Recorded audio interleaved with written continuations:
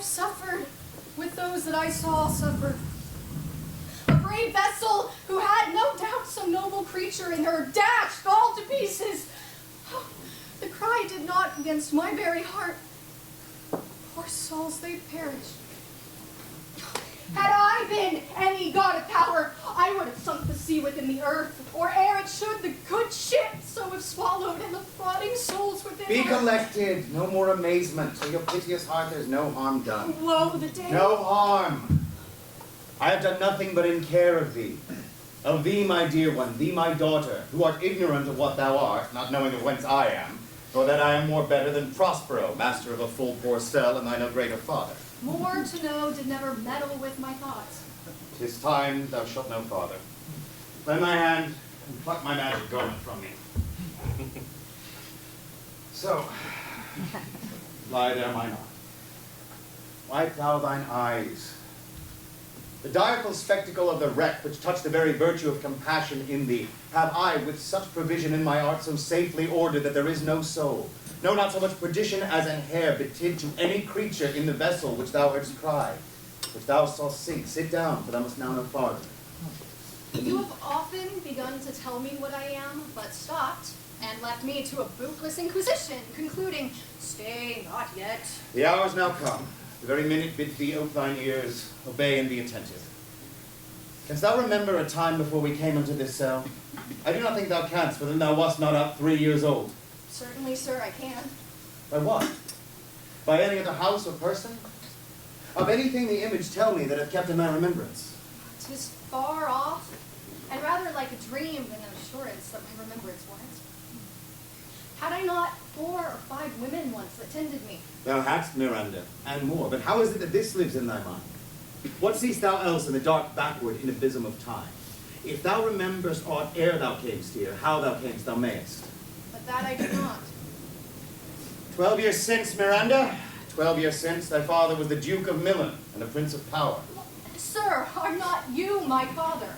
Thy mother was a piece of virtue when she said thou wast my daughter. And thy father was the Duke of Milan, and thou his only heir and princess nowhere's issued. Oh, the heavens! What foul play had we that we came from thence? Or blessed was we did? Both.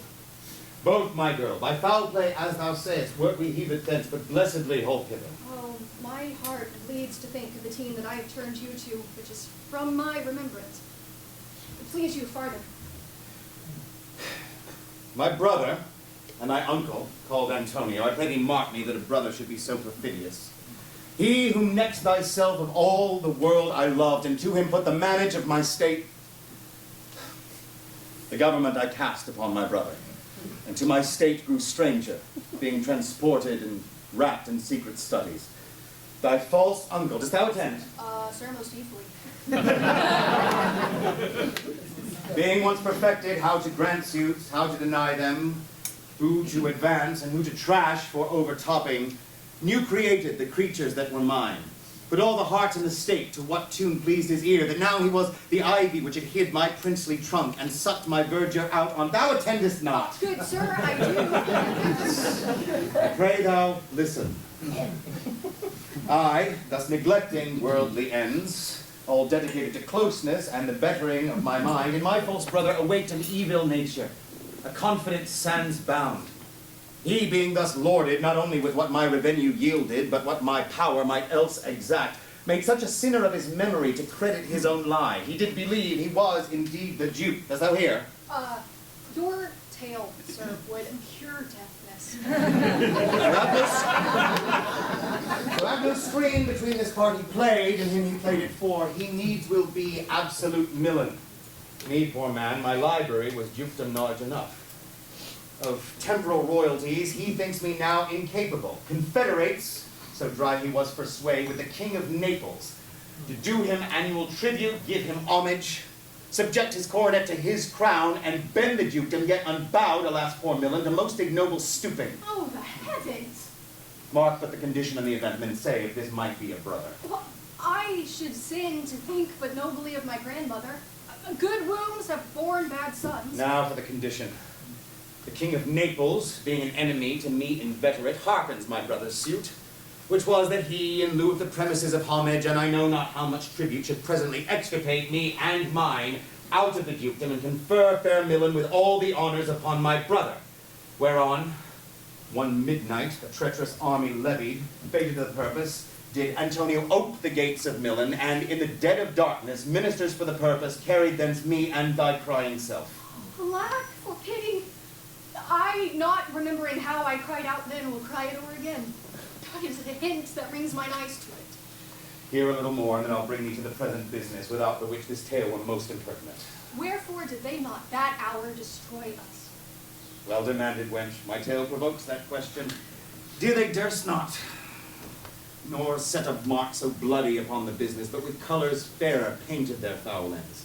In few, they hurried us aboard a bark, bore us some leagues to sea, where they prepared a rotten carcass of a boat, not rigged, nor tackles, sail, nor mast, the very rats instinctively had quitted. There they hoist us, to cry to the sea that roared to us, to sigh to the winds, which, sighing back again, did us but loving wrong. Alack, what trouble was I then to you? The cherubim thou wast that did preserve me. Thou didst smile, infused with a fortitude from heaven. When I have decked the sea with tears full salt under my burthen groaned, that raised in me an undergoing stomach against what might ensue. How came we ashore? By providence divine.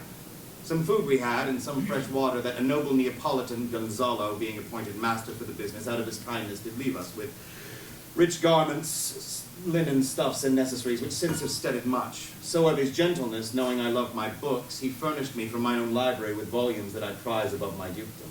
Would I might but ever see that man. Sit still and hear the last of our sea sorrow. Here in this island we arrived, and here have I, thy schoolmaster, made thee more profit than other princesses can that have more hours for time vainer and tutors not so careful. Heavens, thank you for it. And now I pray you, for still 'tis beating in my mind, your reason for raising this sea storm? Now thus far forth. By accident most strange, bountiful fortune, now my dear lady, hath brought mine enemies to this shore. And by my prescience I find my zenith doth depend upon a most auspicious star, whose influence, if now I court not, but neglect, my fortunes will ever after droop. Here cease more questions. Thou art inclined to sleep. 'Tis a good dullness, and give it way, I know thou canst not choose.